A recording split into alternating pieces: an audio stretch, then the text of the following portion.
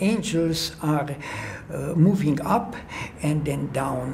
Why up? Because the prayer, which is the most important, a connection toward the Almighty, and the Psalms, they are all prayers and they are all connections. The angels are going up.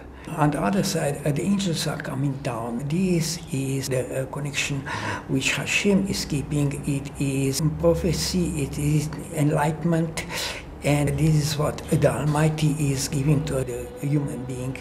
Welcome to the Museum of Psalms. The museum was opened by the Rav Getz, who was the Rav of the Kotel and all the holy places, and my confirmation comes from the Rebbe Menachem Mendel Schneersohn, who gave me a special blessing 19 years ago to paint the Psalms. I did for him some major work in New York, between so many other things, a 6-story high wall in Manhattan and a 3-story high wall in Miami, on Alton Road by Rav Korf, and also a 2-story high wall in Hollywood. And in the last 19 years, I painted for each Psalm painting. This is the first time in the history of art and somebody did this. No Christian, no Jew did it ever before, and also this is the first and only museum in Israel which portrays modern religious paintings. Work just with the 7 colors of the spectrum. Each and every color has a sense, and nothing happened by an accident. So this, number 20, is a messianic piece. Upstairs is letter Yud, which is cut in two. The upper side is infinite. Out of this Yud come all the letters. Down in the painting, there are 600,000 Jews who get each one a letter, because the Torah was written with 600,000 letters. So each Jew gets a letter, and they are going toward Jerusalem. When the third temple will be built, upper and lower letter will come close to each other. That's spirituality and materiality. So Tehelet, which is blue, is mercy, the white is loving kindness, the purple is wisdom, the green is beauty. These are the colors of the Zohar. Pardes Rimonim, the orchard of pomegranate. Orchard of pomegranate is a part of the Zohar. It was written by Rav Cordovero 500 years ago, and recorrected by the Gra 250 years ago, so to speak, modernized. And it is a system how I am working. So each color has a sense, and nothing happened by an accident, as well as you see also the images, they are strictly each one a sense. The difference between what I am doing and the others is then this is not an abstract painting. Abstract comes from a word which means no, and abstracto means structure. So the abstract paintings, they don't have a structure. Why? The Torah and everything what is based on the Bible has a structure and has a definitive form on everything.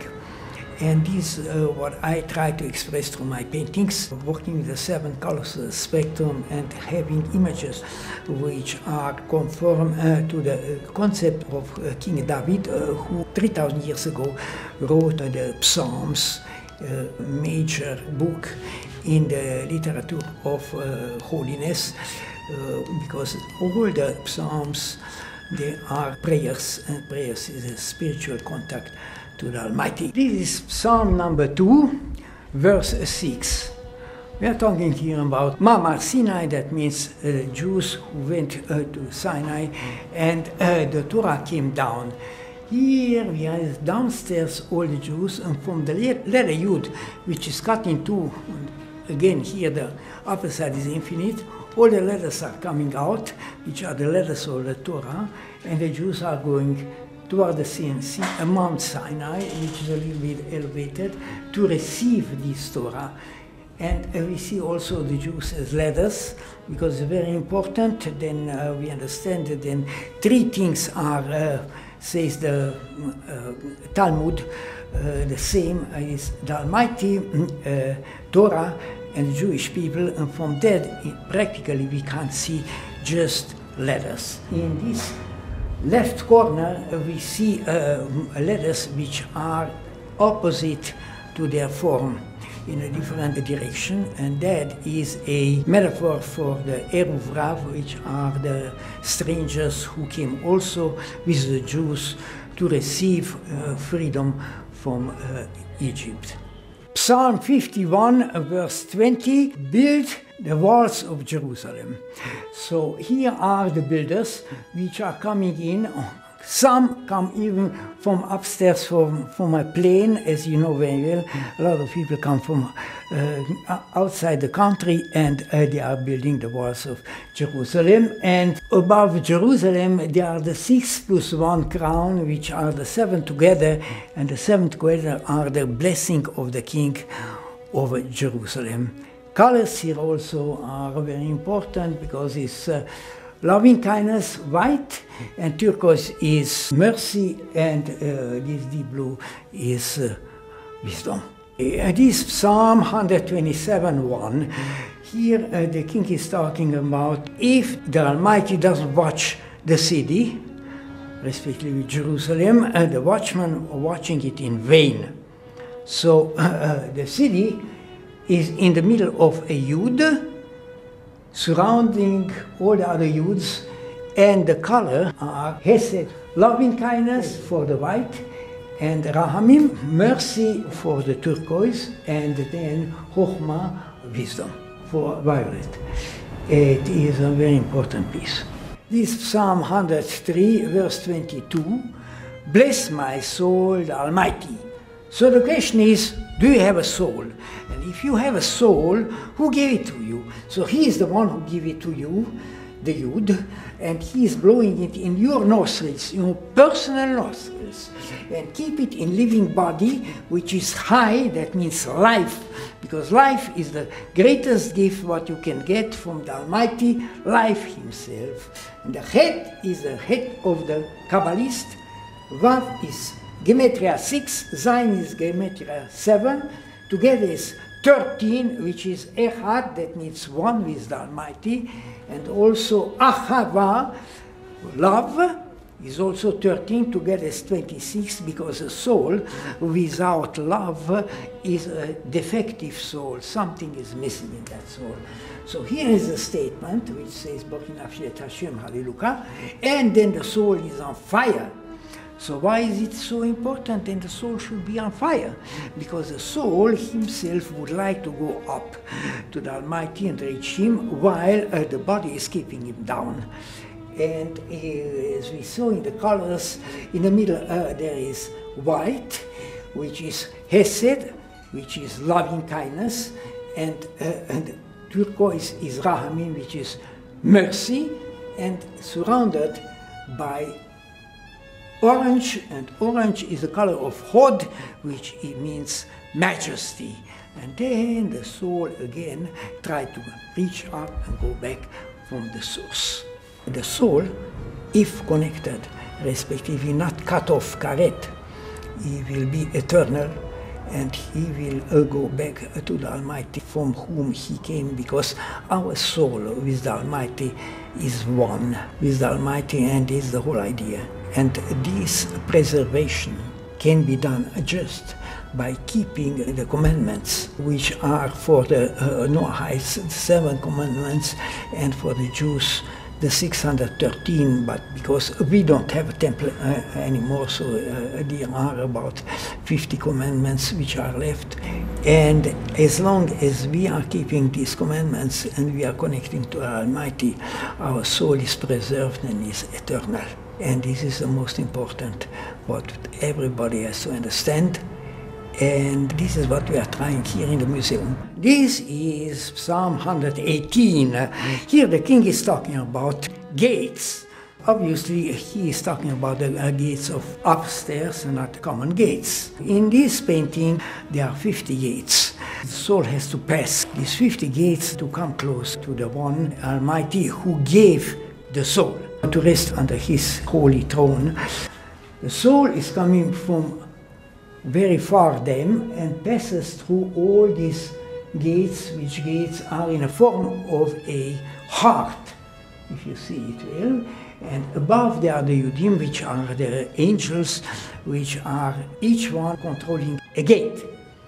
And the first 40 gates are, so to speak, relatively easy, but the last gates are very complicated, and the very last gate, which is here, What you see, the list opening is the most difficult, and not everybody is worth to go through, but this is Angel's Decisions. Here the colors are white, which is loving kindness, turquoise, which is mercy, and then upstairs there is an orange, which is majesty, and the Almighty is watching about, and it is in a form of a heart where the soul is passing through all the gates.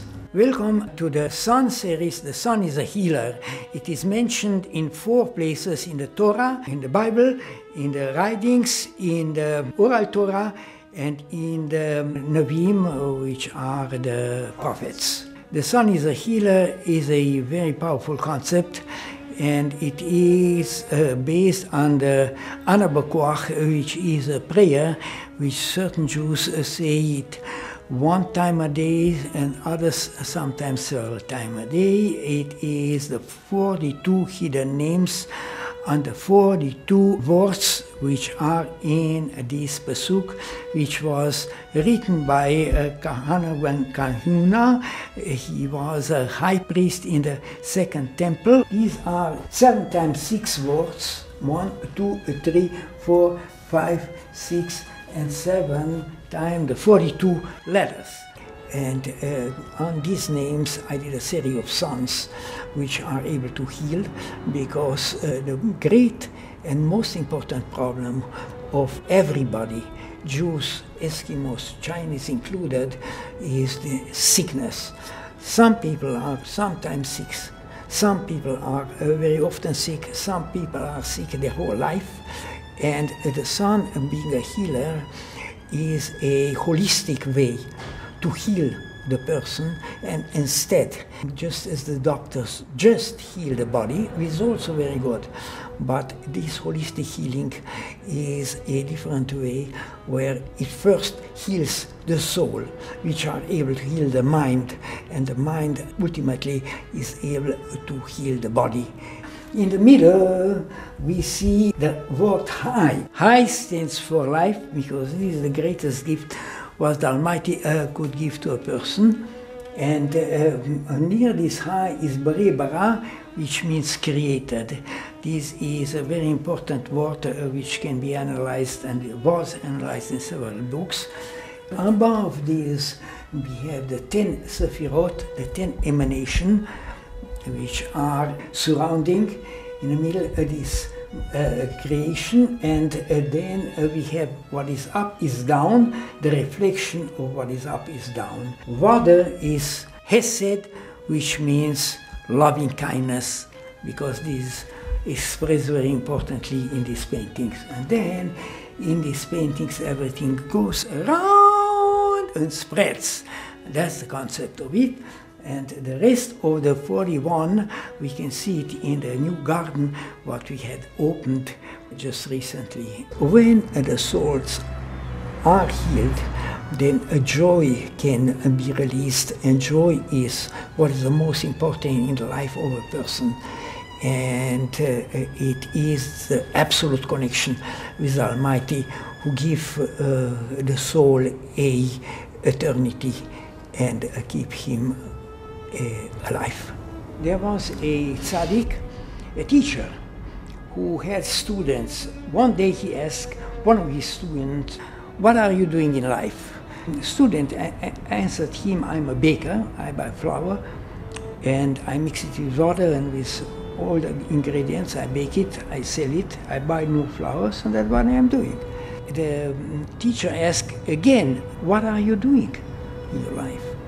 And he repeated several times. The teacher asked him, "Listen, I didn't ask then with what you spend your life. I want to know then what is the sense of your life, what are your dreams?"